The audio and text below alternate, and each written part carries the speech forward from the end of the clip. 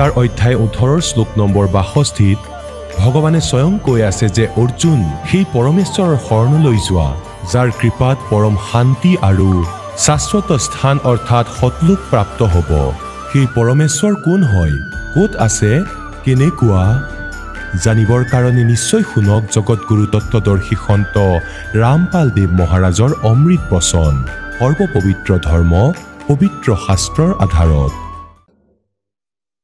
वो कहते हैं सतगुरु के दरबार में कमी का एक ही ना अनसामोद नहीं पावता त्रिचूक चाकरी में हमार कामत निश्चय किबा कृति আছিল দ্রৌপদী সুধিলে ভনী সঁচাকে কোৱা কাৰণ শ্ৰীকৃষ্ণও চাই আছিলে আৰু দ্ৰৌপদীকো চাই আছিল যে তেওঁ মাজে মাজে নাককো চাই আছিলে কপাল কোচ খাই আছিল সুধিলে ভনী সঁচাকৈ ক'বা মহাত্মাই পূজন কৰি থকা সময়ত তোমাৰ মনত কি প্ৰদূষণ হৈছিল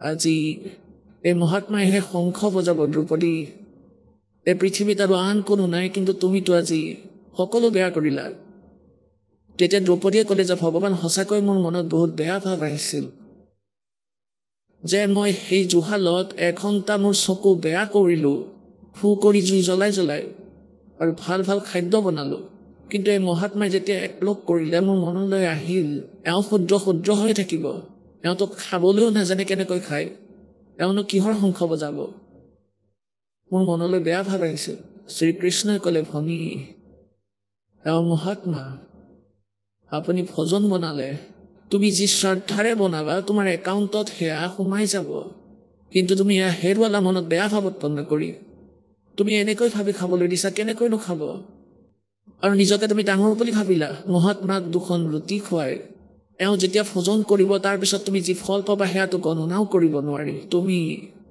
কিছু হালোৱা পুৰি বনাই মহাত্মাৰ পৰা মূল্য ল'ব বিচাৰিছা মূৰ্খ তোমাৰ ওপৰত দয়া কৰিছে সেইবাবে ইয়ালৈ আহি তেওঁ তোমাৰ ভজন খাইছে আৰু তুমিতো অভিমানহে কৰিলা পুত্ৰী তুমি অভিমান কৰিলা ক'লে মোৰ অভিমান হৈছিল গতিকে তোমাৰ মনৰে অভিমান যি অহংকাৰ আহিছে তোমাৰ মনত এই অহংকাৰ ভাঙিবলৈ শংখ নবজালে তেওঁ এতিয়া কি কৰিম ভগৱান তেওঁৰ চৰণ ধুই পান কৰা ধূলি লাগি থকা চৰণ এনেকৈ চৰিয়াত ৰাখি আৰু এঘটি পানী আনি নিজ হাতেৰে থোৱালে সেই পানীখিনি আকৌ ঘটিত ভৰাই দ্ৰৌপদীয়ে যেতিয়া আধা পান কৰিলে তেতিয়া শ্ৰীকৃষ্ণই ক'লে যে ভনী আধা মোকো দিয়া এনেকুৱা মহাপুৰুষৰ শৰণ পানী মই কেতিয়া পাম নাজানো আধা শ্ৰীকৃষ্ণই পান কৰিলে আধা দ্ৰৌপদীয়ে তেতিয়া পৰমাত্মাই আশীৰ্বাদ দিলে আৰু সেই শংখ অখণ্ড বাজি উঠিল বহু দেৰিলৈকে বাজি থাকিল আৰু সেয়া বাজি থকাৰ পিছত কি হ'ল সমগ্ৰ পৃথিৱী মনোৰম হৈ পৰিল বসন্ত দৰে ঋতু হৈ গ'ল ফুলৰ গছবোৰ ফলেৰে পৰিপূৰ্ণ হৈ উঠিল ফলৰ গছবোৰ ফলেৰে পৰিপূৰ্ণ হৈ উঠিল সমগ্ৰ পৃথিৱীতে মালিকে কিছু সময়ৰ বাবে বহুত ভাল ধৰণে মনোহৰ দৃশ্যময় কৰি তুলিলে আৰু তেতিয়া তেওঁলোকৰ যজ্ঞ সম্পন্ন হ'ল গতিকে পুণ্যাত্মাসকল কি কৈছে 33 करोड़ यज्ञ में आए सहस 88 सारे 33 करोड़ यज्ञ में आए सहस 88 सारे 12 कोटि वेद के वक्ता वहाँ सुपच का शंख बजारे बन तू पावेगा अपना किया रे भोगेगा अपना किया रे এতিয়া যুধিষ্ঠিৰ আৰু কৃষ্ণই তেওঁলোক যেতিয়া ৰজা আছিল তেতিয়া তেওঁলোকে নিজৰ বেটাৰী ডিচাৰ্জ কৰি আছিল কিন্তু সেই বাল্মীক এখন গৰীব ঘৰত জন্মা খুব যে নিজৰ বেটাৰী চাৰ্জ কৰি আছিল সেই ৰজাসকলতকৈ যিসকলে শাস্ত্ৰবিধি ত্যাগ কৰি মনৰ মতে সহ্য কৰি সিদ্ধিপ্ৰাপ্ত কৰি বহি আছিল ঋষি মহৰ্ষি মণ্ডলেশ্বৰ আৰু দেৱতাসকলৰ নিজৰ ভক্তি কৰি দেৱতা হৈ গ'ল এতিয়া ডিচাৰ্জ কৰি আছে নিজৰ বেটাৰীক কিন্তু এজন গৰীব ব্যক্তি এজন জুপুৰিত থকাই নিজৰ বেটাৰী চাৰ্জ কৰি আছিল তেওঁ ৰজাসকলতকৈও সমৰ্থ আছিল গতিকে ইয়াক পৰমাত্মাৰ সেই বাণী স্পষ্ট হৈ যায় যে পৰমাত্মাৰ ভগতৰ সন্মুখত সম্পূৰ্ণ পৃথিৱীৰ ৰজাও তেওঁৰ সন্মুখত একোৱেই নহয় গতিকে ইয়াত কি কয় যে 12 কোটিহে বেদৰ বক্তা ব্ৰাহ্মণো বহি আছিল বেদৰ কোনোবা চতুৰ্বেদী কোনোবা ত্ৰিবেদী কোনো দ্বিবেদী বহি আছিল তাত তেওঁলোকৰ ওচৰত সৎ ভক্তি নাছিল সৎ ভক্তি নকৰা জনেও নিজৰ জীৱন ব্যৰ্থ কৰি আছে। আৰু যিজনে সৎ সাধনা নকৰে তেওঁ যদি ৰজাও হৈ আছে, তেওঁৰ পৰা সেই সাংসাৰিক দৃষ্টিত দুখীয়াজনো তেওঁলোকতকৈ অসংখ্য গুণে ভাল হয়। পৰমাত্মাই কয়, কবীৰ সব জগ নিৰ্ধন धनवंता ना कोई, धनवंता सोए जानियो जिस पे राम नाम धन होए। बोलो सतगुरुदेव।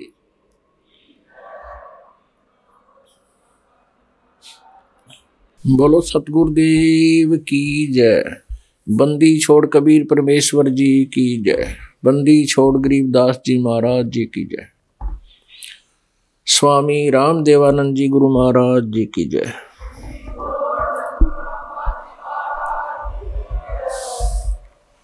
सर्व संतों की जय, सर्व भक्तों की जय, धर्मी पुरुषों की जय, श्री काशी धाम की जय, श्री छुडानी धाम की जय, श्री क्रोथा धाम की जय, श्री बरवाला धाम की जय। सत साही गरीब नमो नमो सतपुरुष को नमस्कार गुरु की नहीं। सुर नर मुनि जन साधुआ संतों सर्वदी नहीं। सतगुरु साहेब संत सब डंडो तुम प्रणाम। आगे पीछे बज हुए तिनको जा कुर्बान। नराकार निर्विषम काल जाल भयभंजनम निर्लेपम निज निर्गुणम अकल अनुबेशम धुनम सोहम सुरति समाप्तम सकल समाना निर्तलय। उज्ज्वल हीरंबर हरदमम बेपरवाह था है वार पार नहीं मध्यतम। गरीब जो सुमर सिद्ध होई गणनायक गलता ना करो अनुग्रह सोई पारस पद परवाना। आदि गणेश मनाऊं गणनायक देवन देवा चरण कमल लो लाऊं आदंत करो सेवा। परम शक्ति संगीतम रिद्धिदाता सोई अवगत गुण अतीतम सत्पुरुष निर्मोही। जगदम्बा जगदीशम मंगल रूप मुरारी तन मन अर्पुं शेषम भक्ति मुक्ति भंडारी। सुर नर मुनि जन ध्यावे ब्रह्मा विष्णु महेशा। शेष शेष मुगावे पूजे आज गणेशा। इंद्र कुबेर सरीखा वरुण धर्म राजावे। समर्थ जीवन जी का मन इच्छा फल पावे। 33 कोटि आधारा ध्यावे शेष 88। उत्तरे बहु जल पारा कट है यम की फांसी।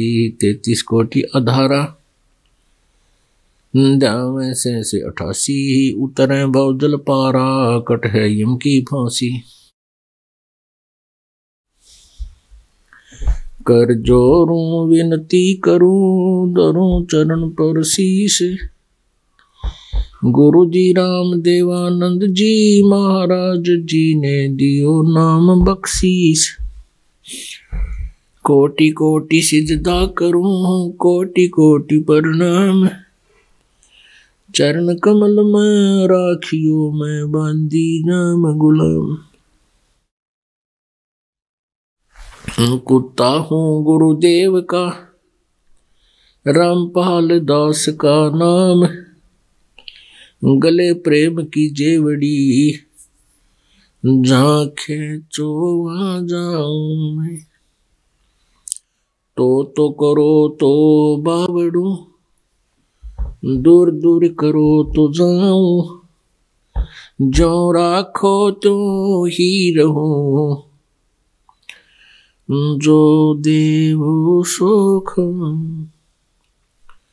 जय इब कै सतगुरु मिले सब दुख आखों रोए। चरणों ऊपर शीस धरूं कहूं जो करनी हो। कबीर साईं मिलेंगे पूछेंगे कुशलात। आदि अंत की सब कहूं अपने दिल की बात। गुरु जी तुम ना भूलियो चाहे लाख लोग मिल जाही हमसे तुमको बहुत है तुमसे हमको नहीं। कबीर तुमरे विसारे क्या बने मैं किसकी शरण में जाऊं। शिव ब्रंच मुनि नारदा तिनके हृदय न समाऊं। अवगुण किए तो बहुत किए करत न मानी हारे। बावे बंदा बख्श दियो भावे गर्दन उतारो। अवगुण मेरे बाप जी बख्शो गरीब नवाज। जो मैं पूत कपूत हूँ बहुर पिता को लाज। मैं अपराधी जन्म का नख सिख बरे विकार। तुम दाता दुख भंजना मेरी करो संभार। परम पिता परमात्मा पूर्ण ब्रह्म সমগ্ৰ সৃষ্টিৰ ৰচয়িতা কুলমালী কবিৰ পৰমেশ্বৰৰ অসীম কৃপাৰে আপোনালোকে এই সৎসংগ শুনিবলৈ পাইছে। সৌভাগ্য সেই পুণ্যাত্মাসকলৰ যিসকলে মানৱ শৰীৰ প্ৰাপ্ত কৰিছে। তাতোকৈ সৌভাগ্যশালী সেইসকল প্ৰাণী যিসকলৰ সৎসংগ প্ৰাপ্ত হয়। मात पिता मिल जाएंगे 184 माँ सतगुरु सेवा और बंदगी बाई फेर मिलन की ना। মনুষ্য জীৱনৰ অতিৰিক্তে আপোনালোকেও পিতৃ মাতৃ প্ৰাপ্ত কৰিব পাৰে, পৰিয়াল প্ৰাপ্ত কৰিব পাৰে। পশু যদি হয় তেন্তে পশু আমাৰ পিতৃ মাতৃ হ'ব। পক্ষী হলে আমি পক্ষী মাতা পিতা পাম। এনেকৈ মমতা এনেকৈ আন্তৰিকতা তেওঁলোকৰো থাকিব। কিন্তু মানৱ শৰীৰত আকৌ সৎগুৰুৰ সেৱা, সৎগুৰুৰ পৰমাত্মাক পোৱা, সৎগুৰুক পোৱা আৰু পৰমাত্মাৰ ভক্তি এয়া সেই শৰীৰত আপোনালোকৰ প্ৰাপ্ত নহয়, অন্য জনী। तो इसलिए परमात्मा कहते मानुष जन्म पाय के। मानुष जन्म पाय के नहीं रटे हरि नाम। जैसे कुआ जल में ना फिर बनवाया क्या काम। मानुष जन्म दुर्लभ है ये मिले न बारंबार। तरवर से पत्ता टूट गिरे वो बहुर न लागे डार। পৰম পিতা পৰমাত্মা কবিৰ পৰমেশ্বৰ দেৱ আমি সকলো প্ৰাণীৰে একমাত্ৰ ৰক্ষক। তেওঁ আমাৰ পালক, তেওঁ আমাৰ পিতা, তেওঁ আমাৰ জনক। তেওঁৰ অতিৰিক্ত যাক আমি ইয়াত মুখ্য বনাই ৰাখিছোঁ যেনেকৈ ব্ৰহ্মা বিষ্ণু মহেশ, তেওঁলোক এখন ব্ৰহ্মাণ্ডৰ এটা এটা বিভাগৰ এজন বিভাগীয় মন্ত্ৰী মিনিষ্টাৰ। ৰজগুণ বিভাগৰ ব্ৰহ্মাদেৱ, শতগুণ বিভাগৰ বিষ্ণুদেৱ আৰু তমগুণ বিভাগৰ শংকৰ। এই তিনিও ভগৱানেই আদৰণীয়।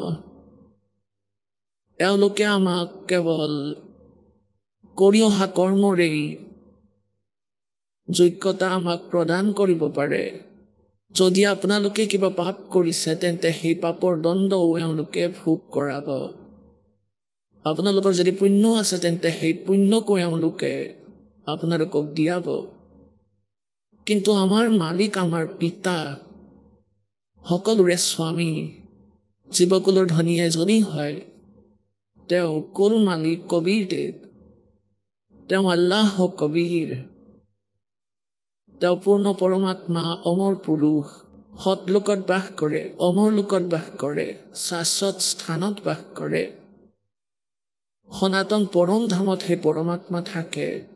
তাৰ পৰা সমূহ অসংখ্য ব্ৰহ্মাণ্ডৰ তেওঁ কণ্ট্ৰল কৰে প্ৰত্যেক প্ৰাণীকেই তেওঁ ইয়াত সকলো ব্যৱস্থা কৰি দিয়ে তেওঁৰ আদেশতে সকলোৱে ইয়াৰ স্বামী ইয়াৰ মালিক ব্ৰহ্মাদেৱ বিষ্ণুদেৱ শিৱদেৱ আৰু জ্যোতি নিৰঞ্জন ব্ৰহ্ম আৰু দুৰ্গা তেওঁলোকে আপোনালোকক সেই ব্যৱস্থা দিয়ে যি পৰমাত্মাৰ চৰণত কৰা পুণ্য আপোনালোকৰ প্ৰাপ্ত হয় আপোনালোকৰ সঞ্চিত হৈ থকা আৰু যি পাপ আপোনালোকে কৰে তাৰো ভোগদান ইয়াৰ এই স্বামী ভগৱান প্ৰভু তেওঁলোকেই কৰে কিন্তু আমাৰ মালিক সুখ দিওঁতা দুখৰ বিনাশক পাপ কৰ্মৰ পৰা হোৱা কষ্টক নিবাৰণ কৰোতা এজনেই পৰমেশ্বৰ আছে এজনেই সেই পৰমেশ্বৰ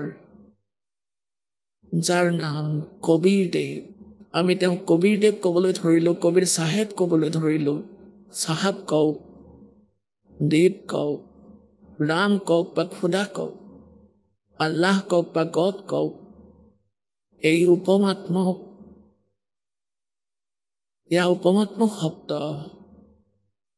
কিন্তু এই সত্য চাহেব এতিয়া তেওঁক সৎ চাহেব কিয় কোৱা হয় কাৰণ সৎ মানে অবিনাশী চাহেব মানে প্ৰভু অবিনাশী পৰমাত্মা অন্য সকলোকো ভগৱান কোৱা হয় শ্ৰী ব্ৰহ্মাদেৱ শ্ৰী বিষ্ণুদেৱ শ্ৰী শিৱদেৱ আৰু শ্ৰী দুৰ্গা আৰু এই জ্যোতি নিৰঞ্জন ব্ৰহ্ম এওঁলোকৰ স্বামী এওঁলোককো চাহেব কোৱা হয় কিন্তু এওঁলোক প্ৰকৃত চাহেব নহয় এওঁলোক বাস্তৱিক প্ৰভু নহয়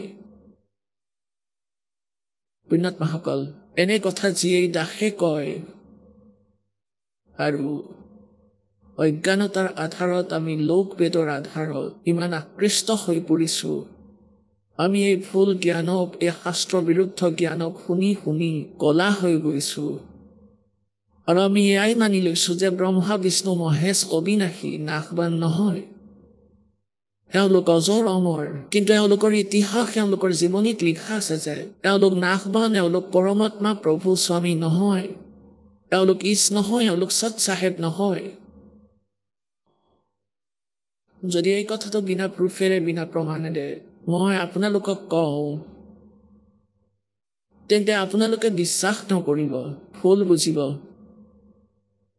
আপোনালোকে শুনিবও প্ৰস্তুত নহ'ব পিছৰ বচনখিনি গতিকে এই দাসে প্ৰযত্ন কৰে যে য'তেই কোনো মনৰ মাজত শংকা উৎপন্ন হয় তাতে এনেকুৱা এক প্ৰমাণ দি দিয়ে যাওক যাতে মনে আপোনালোকক এই সত্য চাহেবৰ কথা শুনিবলৈ বাধা নিদিয়ে ইয়াৰ বাবে আপোনালোকক অলপ প্ৰমাণ দেখুৱাব আৰু বুদ্ধিমানৰ বাবে সংকেতেই যথেষ্ট চাব শ্ৰীমদ দেৱী ভাগৱত এয়া ক'ৰ পৰা প্ৰকাশিত হৈছে গীতা প্ৰেছ গোৰখপুৰৰ পৰা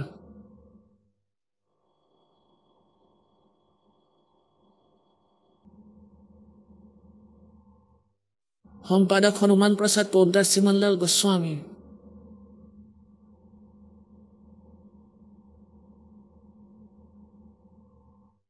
প্ৰকাশক এবং মুদ্ৰক গীতা প্ৰেছ গোৰখপুৰ গোবিন্দ ভৱন কাৰ্যালয় কলকাতাৰ সংস্থান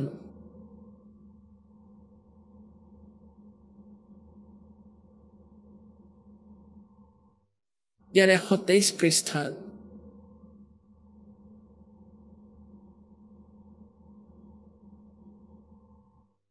123 পৃষ্ঠাৰ তৃতীয় স্কন্ধত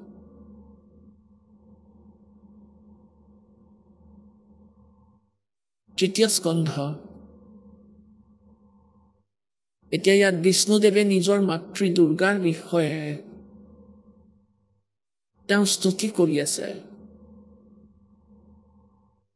শ্ৰী বিষ্ণুদেৱে কৈ আছে তুমি শুদ্ধ স্বৰূপা হয় এই গোটেই সংসাৰ তোমাৰ পৰাই উৎপত্তি হৈ আছে মই অৰ্থাৎ বিষ্ণু ব্ৰহ্মা আৰু শংকৰ আমি সকলো তোমাৰেই কৃপাৰে বিদ্যমান আমাৰ আবিৰ্ভাৱ আৰু তিৰুভাৱ হয় আবিৰ্ভাৱ মানে জন্ম আৰু তিৰুভাৱ মানে মৃত্যু। বিষ্ণুদেৱে স্বীকাৰ কৰি আছে যে মই ব্ৰহ্মা আৰু শংকৰ, আমাৰ জন্ম আৰু মৃত্যু হয়, আমি অবিনাশী নহয়। কেৱল তুমি এই নিত্য জগত জননী প্ৰকৃতি আৰু সনাতনী দেৱী। ভগৱান শংকৰে ক'লে, দেৱী, যদি মহাভাগ বিষ্ণু তোমাৰ পৰাই প্ৰকট হৈছে, তেন্তে তেওঁৰ পিছত উৎপন্ন হোৱা ব্ৰহ্মাও তোমাৰেই পুত্ৰ। তেন্তে মই তমোগুণী লীলা কৰোতা শংকৰ তোমাৰ পুত্ৰ নহলো জানো? অৰ্থাৎ মোকো উৎপন্ন কৰোতা তুমিয়েই হয়। শিৱে সমস্ত সংসাৰ সৃষ্টি কৰাত তুমি বহুত চতুৰ হয়। এই সংসাৰৰ সৃষ্টি, স্থিতি আৰু সংহাৰত তোমাৰ গুণ সদায় সমৰ্থ। সেই তিনিও গুণৰ পৰা উৎপন্ন ব্ৰহ্মা, বিষ্ণু এবং শংকৰ নিয়ম অনুসাৰে কাৰ্য তৎপৰ হৈ থাকে। পুণ্যাত্মাসকল, এই দেৱী ভাগৱত, এই পবিত্ৰ সৎগ্ৰন্থই ব্ৰহ্মা, বিষ্ণু, মহেশ্বৰৰ জীৱনীতে স্পষ্ট কৰি দিছে যে এওঁলোক নাশবান আৰু এওঁলোকৰ জন্ম মৃত্যু হয়। দুৰ্গা এওঁলোকৰ মাতৃ আৰু এওঁলোক ৰজগুণ ব্ৰহ্মা, শতগুণ বিষ্ণু, তমগুণ শিৱদেৱ হয়। আৰু এয়াও স্পষ্ট হ'ল যে এওঁলোকে কেৱল নিয়মিত কাৰ্যহে কৰিব পাৰে।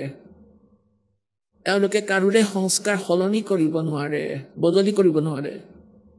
এতিয়া আপোনালোকক দেখুৱাওঁ শ্ৰী শিৱ পুৰাণৰ ভিতৰত। ইয়াতেতো স্পষ্ট হৈ গৈছে। এতিয়া আপোনালোকক দেখুৱাওঁ যে এটা সময়ত ব্ৰহ্মা আৰু বিষ্ণুদেৱৰ মাজত বিবাদ আৰম্ভ হ'ল। কি কথাত যে ব্ৰহ্মাদেৱে বিষ্ণুদেৱৰ স্থানলৈ গুচি গ'ল আৰু বিষ্ণুদেৱে ব্ৰহ্মাদেৱক থিয় হৈ সৎকাৰ নকৰিলে। ব্ৰহ্মাদেৱে ক'বলৈ ধৰিলে যে হেৰা বিষ্ণু, তুমি মোৰ পুত্ৰ আৰু মই তোমাৰ পিতৃ, কাৰণ মই সমগ্ৰ সৃষ্টিৰ ৰচয়িতা, মই প্ৰজাপিতা আৰু তোমাৰো উৎপত্তি মোৰ পৰাই হৈছে। আৰু তুমি আজি মোক সৎকাৰ কৰা নাই নিজৰ অভিমানৰ বাবে। পুত্ৰ উঠা, মোৰ সৎকাৰ কৰা। আকৌ বিষ্ণুদেৱে কৈছে যে তুমি মোৰ পুত্ৰ, মোৰ নাভি কমলৰ পৰা তোমাৰ উৎপত্তি, আৰু তুমি ওলোটাই পিতৃকেই পুত্ৰ বুলিছা, তোমাৰ মগজুৰ বিকৃতি ঘটিছে। কোৱাৰ অৰ্থ এইটো যে ব্ৰহ্মাই কৈছে মই তোমাৰ পিতৃ, বিষ্ণুই কৈছে মই তোমাৰ পিতৃ, আৰু নিজৰ মাজতে এওঁলোকৰ হাই কাজিয়া, দ্বন্দ্ব বিবাদ, অস্ত্ৰ উলিয়ালে, সেনা আহিল আৰু যুদ্ধ আৰম্ভ হ'ল। এনে কাজিয়াটো তৃতীয় চতুৰ্থ শ্ৰেণীৰ বালকেহে কৰে। আমি যিসকলক পৰমাত্মা বুলি মানি পুজি আছো, এওঁলোকতো চতুৰ্থ পঞ্চম শ্ৰেণীৰ বালকতকৈ কম বুদ্ধিৰ মানুহ হয়। ঠিক আছে বাৰু, এওঁলোকৰ সংস্কাৰ ভাল আছিলে, সেইবাবে এই পোষ্ট পালে, ইয়াৰে স্বামী বনালে এই ব্ৰহ্মাণ্ডৰ।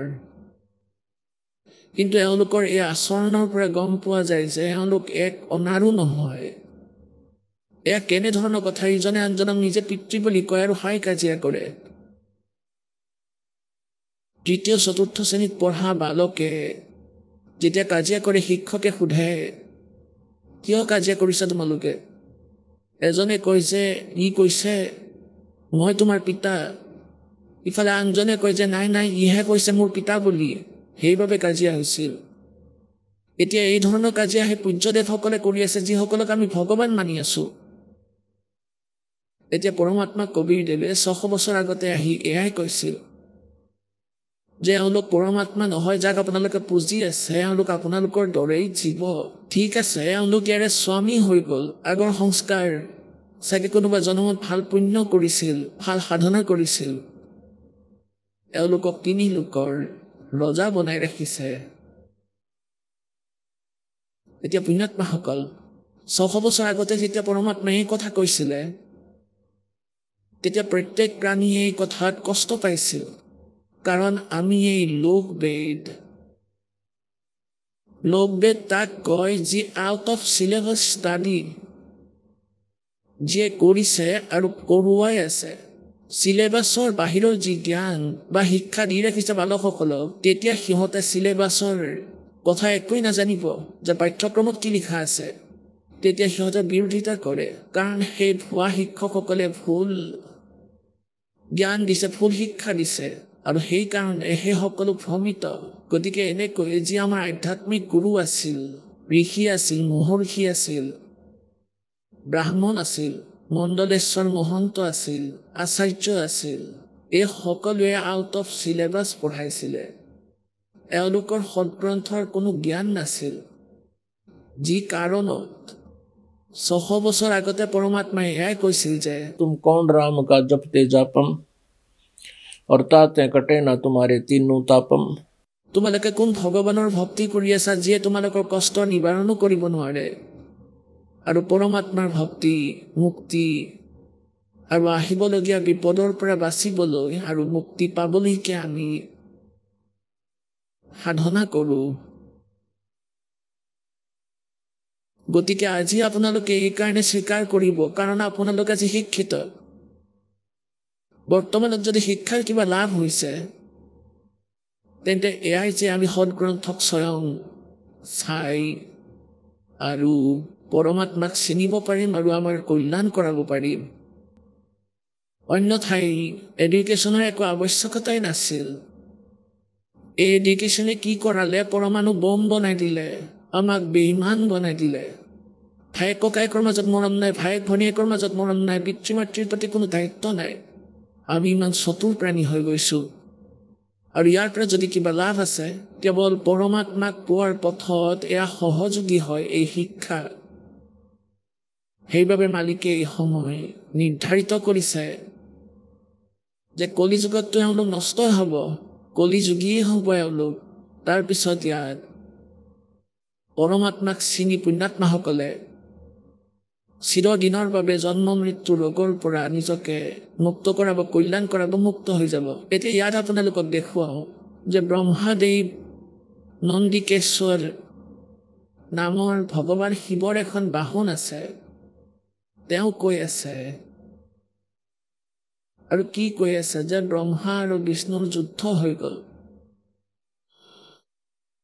পৰস্পৰে কাজিয়া কৰি আছিল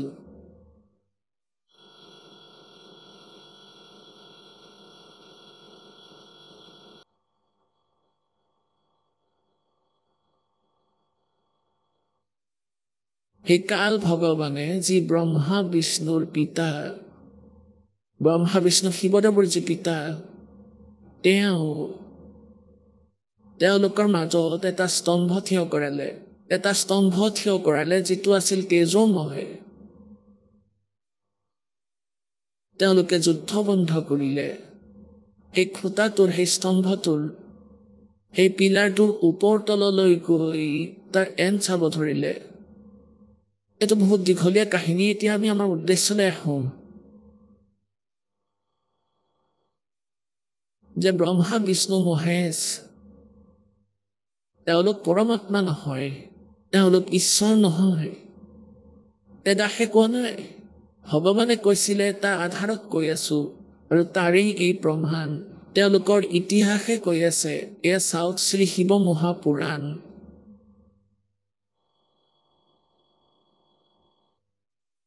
ইয়াত আটাইতকৈ ডাঙৰ সুবিধা এইটো যে ইয়াত সংস্কৃত বিদ্যমান এয়া শ্ৰী শিৱ মহাপুৰাণ ইয়াৰ অনুবাদক কোন শ্ৰী শিৱ মহাপুৰাণ ইয়াৰ অনুবাদক হ'ল বিদ্যাৱাৰিধি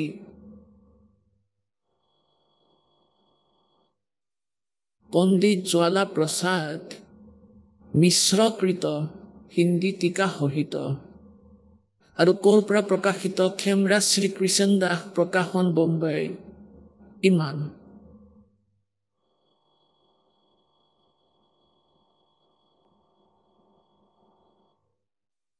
বিদ্বেশ্বৰ সংহিতা শিৱপুৰাণ 11 পৃষ্ঠাৰ বিদ্বেশ্বৰ সংহিতা ভাগ 1 পৃষ্ঠা 6 28 হয় অধ্যায় 6:11 পৃষ্ঠাত ইয়াত নন্দিকেশ্বৰে কৈছে, নন্দিকেশ্বৰে ক'লে,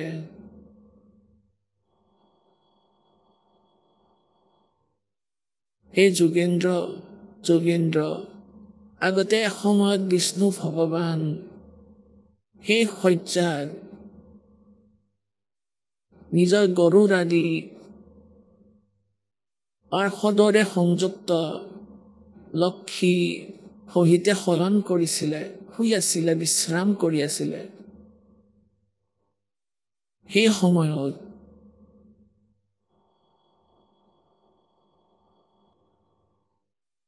ব্ৰহ্মজ্ঞানীৰ মাজত শ্ৰেষ্ঠ, এয়া চাওক, ব্ৰহ্মজ্ঞানী বুলিও কৈছে, বালকৰ দৰে বুদ্ধি অংকৰ। निर्जन तेरा दरबार दातनिक निर्णय विचार पाखंडी की पूजा जग में संत ने कह लबाड़ और अज्ञानी को परम विवेकी और ज्ञानी को मूड गंवार। अब ब्रह्मज्ञानी বুলি কৈছে, ব্ৰহ্মজ্ঞানীত শ্ৰেষ্ঠ ব্ৰহ্মদেৱ নিজৰ ইচ্ছাৰে তালৈ আহিছিল। কলৈ আহিছিল? য'ত বিষ্ণুদেৱ বিৰাজমান আছিল। সকলো প্ৰকাৰে সুন্দৰ বিচনাত শয়ন কৰি আছিলে। কমল লোচন বিষ্ণুদেৱক সুধিব ধৰিলে,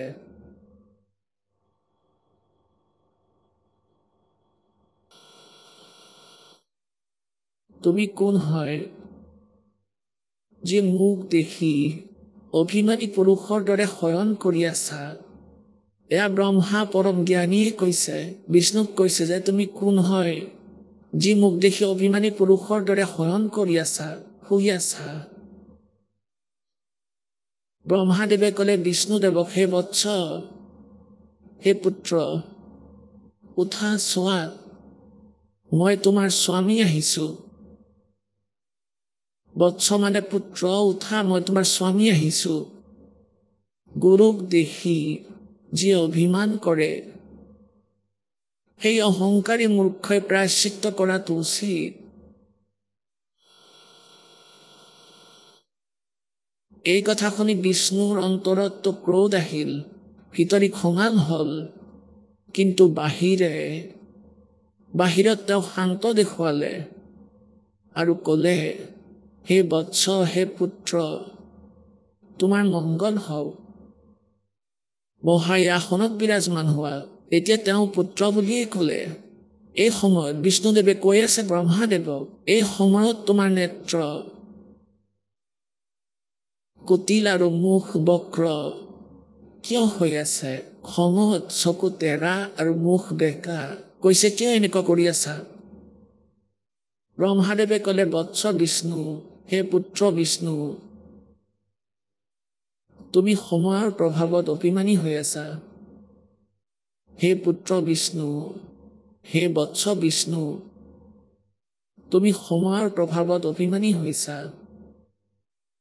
হে পুত্ৰ, মই তোমাৰ ৰক্ষক আৰু জগতৰো পিতৃ মই। বিষ্ণুদেৱে ক'লে, এই সমগ্ৰ জগতটো মোৰ ভিতৰতে স্থিত। তুমি চোৰৰ দৰে কিয় নিজৰ বুলি কৈছা? লাগি গ'ল দণ্ড। নিজৰ বুলি কেনেকৈ ক'ব পাৰিছা? তুমি মোৰ নাভি কমলৰ পৰা উৎপন্ন হৈছা, সেইবাবে তুমি মোৰ পুত্ৰ। মোক পুত্ৰ বুলি কোৱাটো ব্যৰ্থ। নন্দিকেশ্বৰে ক'লে, এই প্ৰকাৰে ব্ৰহ্মা বিষ্ণু দুয়োজনেই ৰজগুণেৰে মুক্ত হৈ বিবাদ কৰিবলৈ ধৰিলে। সন্মানৰ ফোকাতুৰসকলে মই শ্ৰেষ্ঠ হওঁ, মই স্বামী হওঁ, এনেকৈ কৈ এজনে আনজনক মৰাৰ ইচ্ছাৰে যুদ্ধ কৰিবলৈ উৎসুক হ'ল। আৰু আগলৈ চাওক কি আচৰিত কৰি থৈছে। সকলো দেৱতাই বিমানত বহি সেই মহা অদ্ভুত যুদ্ধ চাবলৈ আহিল আৰু আকাশৰ পৰা তেওঁলোকৰ ওপৰত ফুল বৰষাবলৈ ধৰিলে। বা দেৱতাসকল জয় হওক। যেনেদৰে গাঁৱত মেলা বহোৱা হয়, যেনেদৰে গাঁৱত দুই ষাঁড় গৰুৰ মাজত কুস্তি খেলোৱা হয়, আগতে কৰাইছিলে, ষাঁড় গৰুৰ মাজত যুদ্ধ লগাইছিলে আৰু ইফালে মানুহবোৰে চিঞৰিছিলে, মাৰা মাৰা, খেদা, ষাঁড় গৰুকেইটাক উৎসাহিত কৰিবলৈ মানুহবোৰে এনেদৰে চিঞৰ বাখৰ কৰিছিলে। সিহঁতৰ মাজত কাজিয়া লগাইছিলে আৰু সেই কাজিয়া সিহঁতে চাইছিলে। দেৱতা সকলে আকাশলৈ আহি যুদ্ধ চাইছিলে দুয়োজনৰ, আৰু ওপৰৰ পৰা ফুল বৰষাইছিলে যে বঢ়িয়া, কটা মৰা কৰা। দেৱতাসকলৰ দায়িত্ব আছিল মাজত আহি থিয় হোৱা, যে হে প্ৰভুসকল, আপোনালোকে এনেকুৱা কাৰ্য কৰিলে জনতাসকলে আপোনালোকৰ দৰে আচৰণ কৰিব। যদি তেওঁলোক দেৱতাই হয় তেন্তে তেওঁলোকক বুজাবহে লাগিছিলে যে কি কৰি আছে। গতিকে পৰমাত্মাই কয়, কি চিন্তাধাৰা? কাৰো মনলৈ চিন্তা অহা নাছিল যে এনেকুৱা অবিচাৰ চলি আছে, আমি ইয়াক বন্ধ কৰিব লাগে। তাৰপিছত কি হ'ল যে তেওঁলোকৰ মাজত এটা স্তম্ভ থিয় কৰাই দিয়া হ'ল। কোনে কৰালে? কালে। এই দুয়োজনৰ মাজতে যেতিয়া তেওঁলোকে যুদ্ধ কৰি আছিলে, এটা স্তম্ভ, এটা খুঁটা থিয় কৰাই দিলে কালে। কাল কোন হয়? ব্ৰহ্মা বিষ্ণু মহেশ্বৰৰ পিতা। এওঁ সন্মুখত নাহে নিজৰ অৰিজিনেল ৰূপত। কাৰোবাক ব্ৰহ্মাৰ ৰূপত দৰ্শন দিয়ে, কাৰোবাক বিষ্ণুদেৱৰ ৰূপত দৰ্শন দিয়ে, নাইবা কাৰোবাক শিৱৰ ৰূপত দৰ্শন দিয়ে। এতিয়া তাত কালে এটা স্তম্ভ থিয় কৰালে মাজত, আৰু স্তম্ভটো বিচাৰি ওপৰ তল কৰিব ধৰিলে যে ইয়াৰ এন চাম, ইয়াৰ অন্ত চাম, কিন্তু সেয়া নাপাই উভতি আহিল। তেতিয়া সদাশিৱৰ ৰূপত সেই কাল তালৈ আহি থিয় হ'ল আৰু তেওঁলোকক বুজাব ধৰিলে। গতিকে পুণ্যাত্মাসকল, এনেকুৱা আচৰণ আৰু বিচাৰটো ইয়াৰ দেৱতাসকলৰ হয়, তেন্তে জনসাধাৰণক কেনেকুৱা হ'ব? আণ্ডাৰষ্টুড। গতিকে ইয়াত শুধৰণি আনিবলৈ এই তত্ত্ব জ্ঞানৰ আৱশ্যকতা আছে। পৰমাত্মাৰ জ্ঞান, পৰমেশ্বৰ কবিৰদেৱৰ জ্ঞান অতি আৱশ্যকীয়। যি কথাক লৈ মানুহ বিৰক্ত হয় যে মিছা কথা কয়, কবিৰদেৱ কোনো ভগৱান নহয়। কবিৰ ভগৱান আৰু ভগৱান কোন মালিক হয়। আৰু কিছুদিনতে মানি যাব এই সকলো বুদ্ধিমান জনতাই সত্যৰ সৈতে পৰিচিত হয়। এতিয়া মই যে আপোনালোকক ক'ব বিচাৰিছিলোঁ সেয়া হ'ল, এয়া চাওক, শিৱপুৰাণ পৃষ্ঠা 17 আৰু বিদ্বেশ্বৰ সংহিতা ভাগ 1 অধ্যায় 9। সেই দুয়োজনৰ অজ্ঞানতা আৰু বিবাদ দূৰ কৰাৰ অৰ্থে দুয়োজনকে ক'লে, সেই কালে ক'লে, কি ক'লে? ব্ৰহ্মই ক'লে, মোৰ সাকাৰ আৰু নিৰাকাৰ ভেদেৰে দুটা ৰূপ আছে, দুটা ৰূপ ধাৰণ কৰোঁ, দুটা ৰূপ আছে, কিন্তু আন ঈশ্বৰ নাই। এই কাৰণতে তেওঁলোকৰ দুটা ৰূপ হ'ব নোৱাৰে। প্ৰথম স্তম্ভ ৰূপ আৰু পিছত মূৰ্তিমান ৰূপ ধাৰণ কৰিছে। অৰ্থাৎ প্ৰথমে স্তম্ভও ময়ে আছিলোঁ, এনেকৈ কৈছে কালে, আৰু তাৰপিছত মই আকাৰত আহিছোঁ। ইয়াত ব্ৰহ্মৰ ৰূপ নিষ্কল, নিষ্ফল নহয়, নিষ্কল, নিসকল, যাৰ আকাৰ নাই। ইষ্ট ৰূপ সগুণ হয়। মোৰ এই দুয়োটা ৰূপ সিদ্ধ, আন কাৰোৰে নহয়। এয়া কালে কৈ আছে ব্ৰহ্মই, ব্ৰহ্মা বিষ্ণু মহেশ্বৰৰ পিতা হ'ব পাৰে, আন কাৰোৰে হ'ব নোৱাৰে। এই কাৰণতে তোমালোক দুয়োকে অথবা আন কাৰোবাক ঈশ্বৰত্ব প্ৰাপ্ত হ'ব নোৱাৰে। তোমালোকে যি অজ্ঞানতাৰে নিজকে ঈশ্বৰ মানিছা, ব্ৰহ্মা আৰু বিষ্ণুক কৈ আছে কোনে? কালে কৈ আছে। ব্ৰহ্ম এওঁলোকৰ পিতাই কৈ আছে, 21 ব্ৰহ্মাণ্ডৰ ভগৱানে কৈ আছে, স্বামী, তোমালোকে যি অজ্ঞানতাৰে নিজকে ঈশ্বৰ ভাবিছা, অৰ্থাৎ মালিক ভাবিছা, ভগৱান ভাবিছা, এয়া বৰ অদ্ভুত হ'ল, এয়াতো বৰ ভুল হ'ল, এয়াতো বৰ আশ্চৰ্যজনক কথা। ইয়াক দূৰ কৰিবলৈকে মই ৰণস্থলীলৈ আহিছোঁ। এতিয়া তোমালোকে নিজৰ অভিমান ত্যাগ কৰি মই ঈশ্বৰত নিজৰ বুদ্ধি লগোৱা, মোৰ প্ৰসাদেৰে লোকত সকলো অৰ্থ প্ৰকাশ হয়। মই পৰব্ৰহ্ম হওঁ আৰু মোৰ সাকাৰ নিৰাকাৰ ৰূপে ব্ৰহ্ম হোৱা বাবে মই ঈশ্বৰ হওঁ। আৰু মোৰে সাকাৰ নিৰাকাৰ ৰূপ আছে ব্ৰহ্ম হোৱাৰ বাবে মই ঈশ্বৰ অনুগ্ৰহাদিকেই মোৰ কৃত্য সৰ্বব্যাপী হোৱাৰ বাবে আৰু জগতৰ বৰ্ধক হোৱাৰ বাবে মই ব্ৰহ্মা আৰু সেই কেশৱ ব্ৰহ্ম সেই ব্ৰহ্ম কেশৱ সমত্ত আৰু ব্যাপক হোৱাৰ বাবে মই আত্মা মই এই সকলোৰে ঈশ্বৰ এয়া মোৰ বাহিৰে আন কাৰোৰে নহয় প্ৰথমটো ব্ৰহ্মই তত্ত্ব জ্ঞানৰ নিমিত্তে নিৰাকাৰ ব্ৰহ্মৰ প্ৰাদুৰ্ভাৱ হৈছে নিৰাকাৰ ব্ৰহ্মৰ আৰু তলতীয়াৰ স্তম্ভ থিয় কৰাইছিল ইয়াৰ পৰা পৃষ্ঠা 18 ইয়াৰ পৰা মই অজ্ঞাত ৰূপ হওঁ পিছত তোমাক প্ৰগট দৰ্শন দিয়াৰ নিমিত্তে সাক্ষাৎ ঈশ্বৰ তৎক্ষণে মই সগুণ ৰূপ হৈছো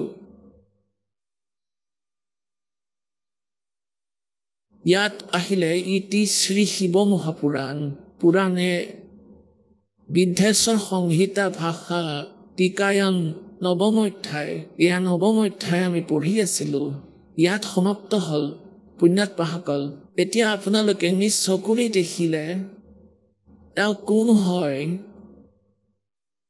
যি ব্ৰহ্মা আৰু বিষ্ণুকে বাৰ্তা দি আছে যে তুমি ভগৱান নোহোৱা আৰু অজ্ঞানতাৰে নিজেই নিজকে ঈশ্বৰ মানি লৈছা এয়া বহুত ভুল হল এনেকৈ কৈছে যে মই নিৰাকাৰ হওঁ আৰু এতিয়া সাকাৰ হৈছো তেওঁ শিৱৰূপ ধাৰণ কৰি আছিল এই কাল ভগৱান ব্ৰহ্ম ভগৱানে প্ৰতিজ্ঞা কৰি ৰাখিছে যে মই নিজৰ অৰিজিনেল ৰূপত কাল ৰূপত কেতিয়াও কাকোকে দৰ্শন নিদিওঁ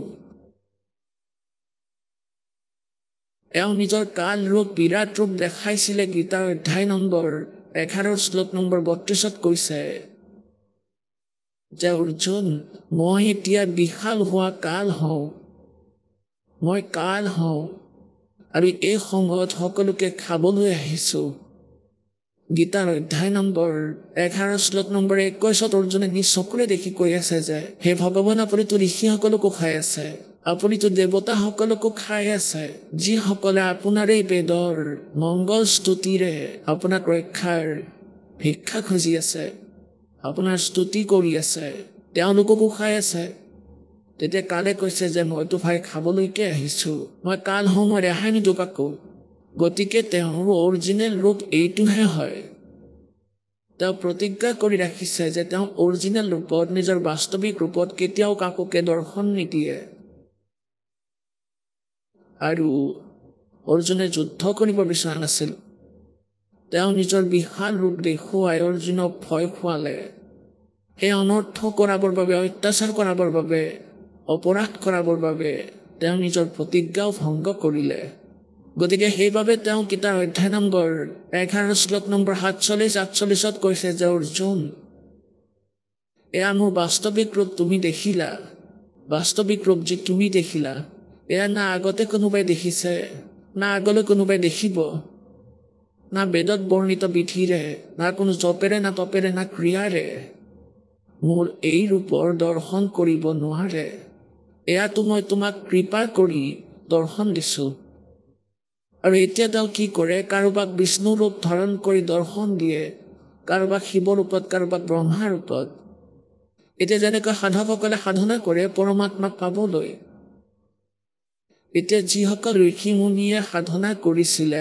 ব্ৰহ্মা বিষ্ণু মহেশ্বৰৰ লগত কথা পাতিছিলে দৰ্শন কৰিছিলে আৰু তেওঁলোকৰ লোকলৈ অহা যোৱা কৰিছিলে নিজৰ সিদ্ধি শক্তিৰে উৰিব পৰা শক্তিৰে আৰু যেতিয়া তেওঁলোকে ভাবিছিলে ব্ৰহ্মা বিষ্ণু মহেশ্বৰে কৈছিলে যে পৰমাত্মা কোনো অন্য কেতিয়াবা কেতিয়াবা কথাই কথাই কৈ দিছিলে যে তেওঁলোকে নিজেও পৰমাত্মাৰ ভক্তি কৰিছিলে আৰু আনকো কৈছিলে যে ভগৱানৰ ভক্তি কৰা আৰু তেওঁলোকেও কিবা হাজাৰ বছৰলৈকে সাধনা কৰি শেষত ভাগৰি পৰিছিলে ব্ৰহ্মা বিষ্ণু মহেশ্বৰ যে আন পৰমাত্মা নাই আৰু শেষত তেওঁলোকে নিৰাকাৰ নাম দিছিলে গতিকে ঋষি মুনিসকলে আকৌ সাধনা কৰিলে, হজ যোগৰ অভ্যাস কৰিলে, সমাধিস্থ হোৱাৰ চেষ্টা কৰিলে, মেডিটেশ্যন কৰিলে। তেতিয়া সেই কালে কি কৰিলে? কাৰোবাক ব্ৰহ্মাৰ ৰূপত দৰ্শন দিয়ালে, কাৰোবাক বিষ্ণুৰ ৰূপত। এতিয়া যিয়ে বিষ্ণু ৰূপত দৰ্শন পালে সাধনা কালত চকু মুদি থকা অৱস্থাত, তেতিয়া তেওঁ মানি ল'লে যে বিষ্ণু যাৰ আমি দৰ্শন কৰোঁ শতগুণ ভগৱান, এওঁই পৰমাত্মাই নিজেই নিজকে লুকুৱাই ৰাখিছে। গতিকে তেওঁ আহি শতগুণ বিষ্ণুৰ স্তুতি কৰে, আপুনি স্বয়ং পৰমাত্মা, আপুনি নিজে নিজকে লুকুৱাই ৰাখিছে। এই কথা শুনি বিষ্ণু ফুলি গ'ল যে মই ভগৱান। আৰু যিসকল সাধকক ব্ৰহ্মাৰ ৰূপত দৰ্শন দিলে সেই কাল ভগৱানে সাধনা কালৰ সময়ত। গতিকে সেই ব্ৰহ্মাৰ ৰূপত দৰ্শনপ্ৰাপ্ত ঋষি মহৰ্ষিয়ে ব্ৰহ্মাদেৱৰ কাষলৈ গৈ ক'লে যে তুমি স্বয়ং প্ৰজাপিতা হোৱা, তুমি সমগ্ৰ সৃষ্টিৰ ৰচয়িতা, তুমি লুকুৱাই ৰাখিছা নিজে নিজকে, আমি তোমাক চিনি পাইছোঁ, তুমি আমাক পাহৰাব নোৱাৰা। এই কথা শুনি ব্ৰহ্মাদেৱো ফুলি গ'ল যে মই ভগৱান। আৰু সেইকাৰণে দুয়োজনৰ মাজত দ্বন্দ্ব লাগি গ'ল। অজ্ঞানতাৰ কথা এয়া, নিজেই নাজানে আৰু আনে কৈছে যে তুমি ভগৱান হোৱা ফুলি যায়, অহংকাৰী হয়। গতিকে এনে অভিমানটো বালকৰ হ'ব পাৰে, বুদ্ধিমানৰ হ'ব নোৱাৰে। গতিকে যিসকলক আমি ভগৱান মানি আছিলোঁ এওঁলোকতো বালক হয়, চিলড্ৰেন হয়।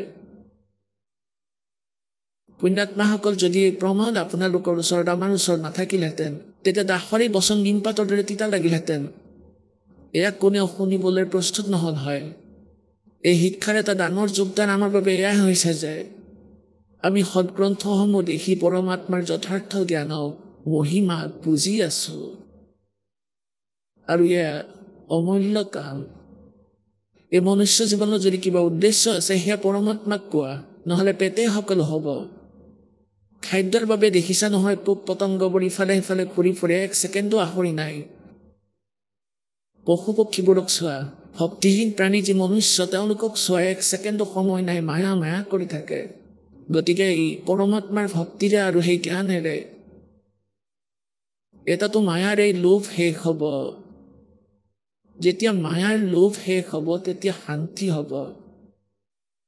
অন্যথাটো এনেকুৱা যে মায়াৰ লোভো থাকিব আৰু ভক্তি কৰাৰ চেষ্টা মানুহে কৰিবই নোৱাৰিব। যদিও কৰে তেন্তে সেয়া ভক্তি তেওঁলোকৰ নহ'বই। গতিকে পৰমাত্মাৰ জ্ঞানেৰে আৰু এই ভক্তিৰে অন্তঃকৰণত শান্তি উৎপন্ন হ'ব। আৰু এই মায়াৰ যি প্ৰতিযোগিতাত আমি এজনে আনজনক স্পৰ্ধা কৰি আছোঁ সেয়া কমি যাব। গতিকে এতিয়া যি জ্ঞান ব্ৰহ্মা আৰু বিষ্ণুদেৱে এই প্ৰকাৰে শংকৰৰ ৰূপত যিসকল সাধকক দৰ্শন দিলে, সেই সাধকসকলে ক'বলৈ ধৰিলে যে এই শংকৰ ভগৱান শিৱদেৱে সৰ্বেশ্বৰ হয়, মহেশ্বৰ হয়, মহাদেৱ হয়, সকলো দেৱৰ দেৱ হয়। আৰু এওঁই সকলোৰে মালিক। আমি সমাধি দশাত দৰ্শন পাইছোঁ। এই কথাতে শিৱদেৱেও নিজকে নিজে ভগৱান মানিব ধৰিলে। এতিয়া এই কালে কি কৈছে যে তোমালোকৰ এই ভ্ৰম নিবাৰণ কৰিবলৈকে মই আহিছোঁ। তুমি ঈশ্বৰ নোহোৱা, তুমি মালিক নোহোৱা। এতিয়া আপোনালোকে পঢ়িলে আগলৈ কি কৈছে? এই যি শিৱ পুৰাণত কৈ আছে, শিৱ পুৰাণত যিয়ে বাণী কৈ আছে তেওঁ কোন হয়? এয়া চাওক, এয়া সেই শিৱ পুৰাণ, পৃষ্ঠা 18। ইয়ালৈকেতো আমি পঢ়িলোঁ। এতিয়া আমি আহক আমি এতিয়া সেই শ্ৰদ্ধালুসকলৰ অনুভৱবোৰ জানো, যিসকলে জগতগুৰু তত্ত্বদৰ্শী সন্ত ৰামপাল দেৱ মহাৰাজৰ পৰা দীক্ষা প্ৰাপ্ত কৰিছে তথা তেওঁৱেই কোৱা ভক্তি মাৰ্গ এওঁলোকে অৱলম্বন কৰি আছে। ছাৰ নমস্কাৰ। ছাৰ নমস্কাৰ। ছাৰ কি নাম আপোনাৰ? গৌৰীশংকৰ কাছৱা। গৌৰীশংকৰ, আপুনি ক'ৰ পৰা আহিছে? গাঁও সম্ৰাট, তেহচিলপুৰ জিলা নাৱাৰী, মধ্যপ্ৰদেশ। ছাৰ, আপুনি সন্ত ৰামপালদেৱ মহাৰাজৰ শৰণলৈ অহাৰ আগতে কি ভক্তি সাধনা কৰিছিল? সন্ত ৰামপালদেৱ মহাৰাজৰ শৰণলৈ অহাৰ আগতে হিন্দু ধৰ্মত যি প্ৰচলিত যিবোৰ দেৱী দেৱতা আছে তেওঁলোকৰ পূজা কৰিছিলোঁ, মানিছিলোঁ। ছাৰ এইবোৰ পূজাটো আপুনি কৰিয়ে আছিলে, তাৰ পিছতো আপুনি সন্ত ৰামপালদেৱ মহাৰাজৰ শৰণলৈ কিয় আহিলে? মই সন্ত ৰামপালদেৱ মহাৰাজৰ শৰণলৈ অহাৰ আগতে যি পূজা কৰিছিলোঁ সেইবোৰ কৰাৰ বাবে একো লাভ পোৱা নাছিলোঁ আৰু ভক্তি কৰোঁতে কৰোঁতে বিভিন্ন প্ৰকাৰৰ শাৰীৰিক ভৌতিক মানসিক সমস্যা আহি গৈছিল। সেইবোৰ আটাইতকৈ ডাঙৰ ক্ষতি এইটো হ'ল যে মোৰ মা, যেতিয়া মই সৰু আছিলোঁ 10 বছৰৰ, ঠিক সেই সময়তে মোৰ মাৰ কেঞ্চাৰত মৃত্যু হ'ল আৰু মোৰ যিজন সৰু খুৰা আছিল তেওঁ গছৰ পৰা পৰি ৰাজহাড় ভঙাৰ বাবে তেওঁৰো মৃত্যু হৈ গৈছিল। মোৰ 3য় নম্বৰ যিজন ভাই, তেওঁৰ প্ৰেত বাধা ইমানেই আছিল যে ৰাতি 12 বজাতো তেওঁক কেতিয়াবা লৈ যাব লগা হৈছিলে। যি নাউতিক বুলি যাক কোৱা হয় তেওঁক মাতি দেখুৱাব লগা হৈছিলে। কেতিয়াবা 8 দিনলৈকে একো নাখাইছিলে আৰু ইয়াৰ বাবে আমাৰ বহুত সমস্যা হৈছিলে। ছাৰ আপুনি এইবোৰ পূজা কৰাৰ পিছতো এই সমস্যাবোৰৰ সন্মুখীন হ'বলগীয়া হৈছিলে। ছাৰ ইয়াৰ কাৰণনো কি? ইয়াৰ পিছৰ কাৰণটো হ'ল যে ছাৰ, আজি যেতিয়া সন্ত ৰামপালদেৱ মহাৰাজৰ যি জ্ঞান শুনিলোঁ তাৰ পৰা জ্ঞান পাইছোঁ যে আগতেতো একোৱে গম পোৱা নাছিলোঁ। আগতে ভাবিছিলোঁ যে যিবোৰ ভাগ্যত আছে সেয়াই পাই আছিলোঁ, কিন্তু আজি সন্ত ৰামপালদেৱ মহাৰাজে যি সত্য মাৰ্গৰ কথা কৈছে, আমাৰ গীতাখন পঢ়ি শুনাইছে। গীতাৰ 16 নম্বৰ অধ্যায় 23 নম্বৰ শ্লোকত কৈছে যে যিয়ে শাস্ত্ৰবিধি ত্যাগ কৰি মনৰ মতে কাম কৰে তেওঁলোকে না শান্তি না গতি একোৱে নাপায়। গতিকে এয়া আজি মই গম পাইছোঁ, সেইবাবে এই ক্ষতি হৈ আছিল, সত্য মাৰ্গ পোৱা নাছিলোঁ। ছাৰ এইবোৰ পূজা কৰাৰ পিছতো আপুনি বহুত সমস্যাৰ সন্মুখীন হ'বলগীয়া হৈছিলে। গতিকে ছাৰ আপুনি সন্ত ৰামপালদেৱ মহাৰাজৰ শৰণলৈ কিয় আহিলে? সন্ত ৰামপালদেৱ মহাৰাজৰ শৰণলৈ অহাৰ কাৰণটো হ'ল যে মই এদিন টিভি চাই আছিলোঁ। টিভি চাই থাকোঁতে সন্ত ৰামপালদেৱ মহাৰাজৰ সৎসংগ আহিল। সন্ত ৰামপালদেৱ মহাৰাজে ওলোটাকৈ ওলমি থকা যি সংসাৰৰূপী বৃক্ষ আছে তাৰ বিষয়ে বুজাই আছিলে।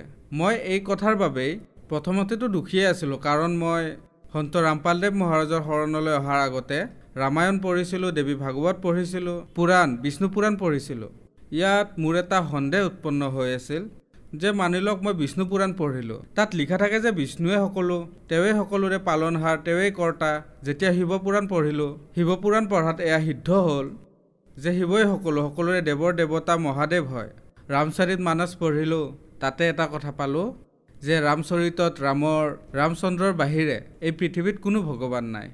দেৱী পুৰাণ পঢ়িলোঁ, তাত দেখিলোঁ যে দেৱীয়ে সকলোৰে কৰ্তা ধৰ্তা হয়। কোৱাৰ অৰ্থ এইটো যে মোৰ মনত এটা শংকা আছিল যে সেই ভগৱান কোন। মই সেই ভগৱানক বিচাৰি ফুৰিছিলোঁ। যেতিয়া মই টিভিত সৎসংগ চাই আছিলোঁ, সন্ত ৰামপালদেৱ মহাৰাজে গীতা খুলি কৈ আছিল যে গীতাৰ অধ্যায় 15 1 পৰা 4লৈকে আৰু শ্লোক 17ত স্পষ্টকৈ কৈ আছে যে ওলোটাকৈ ওলমি থকা যে সংসাৰৰূপী বৃক্ষ আছে, কৈ আছিল যে পূৰ্ণ ভগৱান কোন। গতিকে তাত মই এই তথ্য পালোঁ যে ব্ৰহ্মা বিষ্ণু মহেশ্বৰ ভগৱানটো আছে, তেওঁলোক 3 লোকৰ ভগৱান, কিন্তু পূৰ্ণ ভগৱানৰ জ্ঞান সন্ত ৰামপালদেৱ মহাৰাজৰ শৰণতেই পালোঁ। ছাৰ আপুনি সন্ত ৰামপালদেৱ মহাৰাজৰ শৰণলৈ অহাৰ বাবে আপুনি পূৰ্ণ জ্ঞান পালে। গতিকে ছাৰ আপোনাৰ পৰা আমি এইটো জানিব বিচাৰিম যে আপুনি আগতে সাধনা কৰাৰ পিছতো ইমানবোৰ সমস্যা হ'ল, ইমান সমস্যাৰ সন্মুখীন হ'বলগীয়া হ'ল।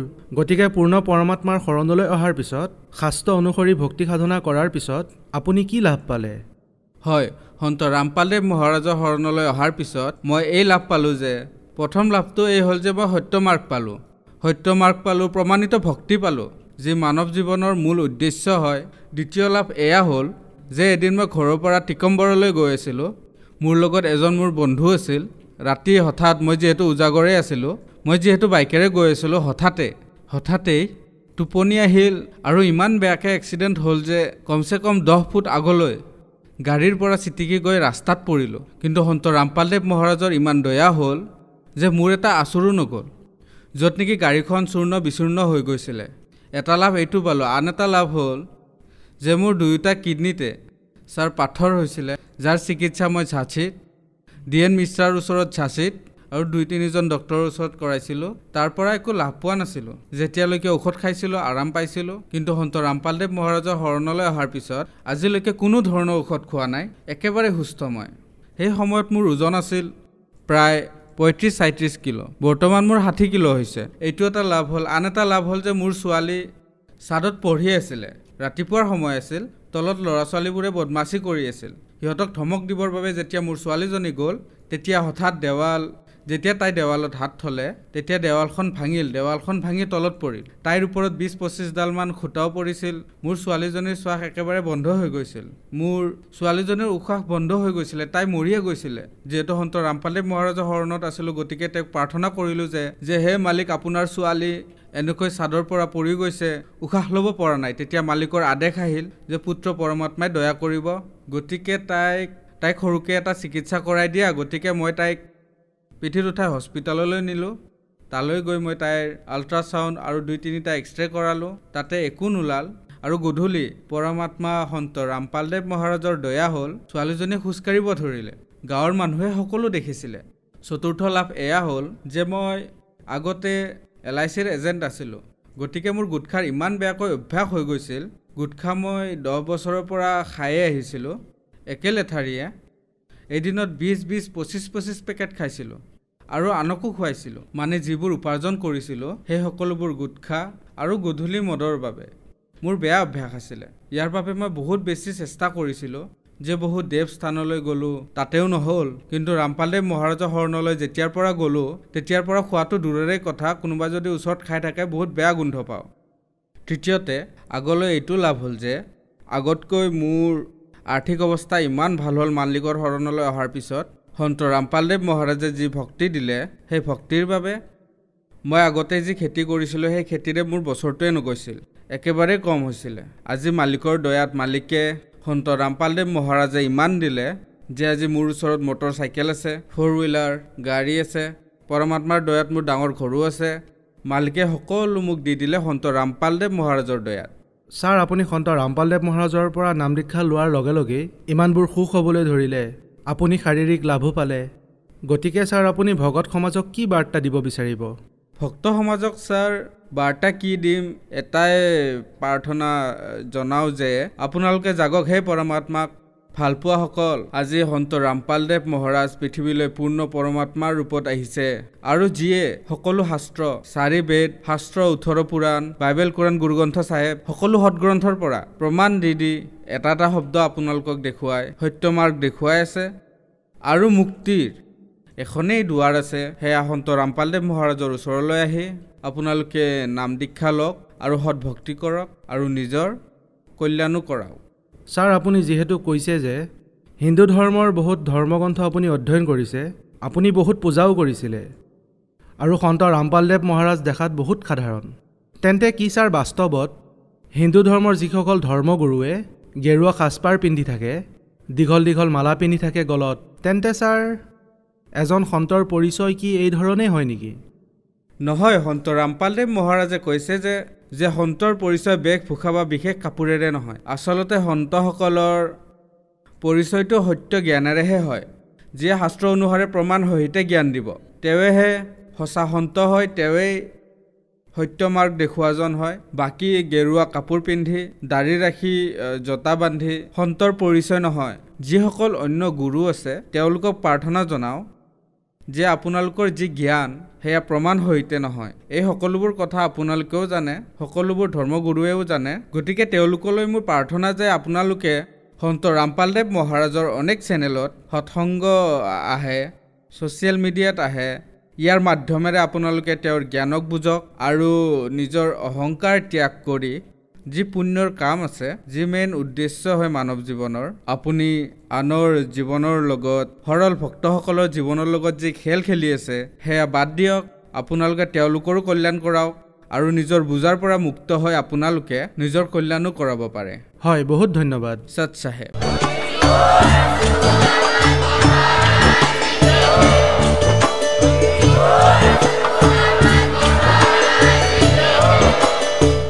আপুনি শুনি আছিলে জগতগুৰু তত্ত্বদৰ্শী সন্ত ৰামপালদেৱ মহাৰাজৰ মংগল প্ৰবচন। অধিক জানিবৰ বাবে ভিজিট কৰক আমাৰ ৱেবছাইট www.jagatgururampalji.org। সন্ত ৰামপালদেৱ মহাৰাজৰ শুভ আশীৰ্বাদত সমগ্ৰ বিশ্বতে 500তকৈও অধিক নাম দীক্ষা কেন্দ্ৰ আছে, য'ত সন্ত ৰামপালদেৱ মহাৰাজৰ দ্বাৰা বিনামূলীয়া নাম দীক্ষা দি থকা হৈছে। আপোনাৰ নিকটৱৰ্তী নাম দীক্ষা কেন্দ্ৰৰ ঠিকনা জানিবলৈ সম্পৰ্ক কৰক 8222880541।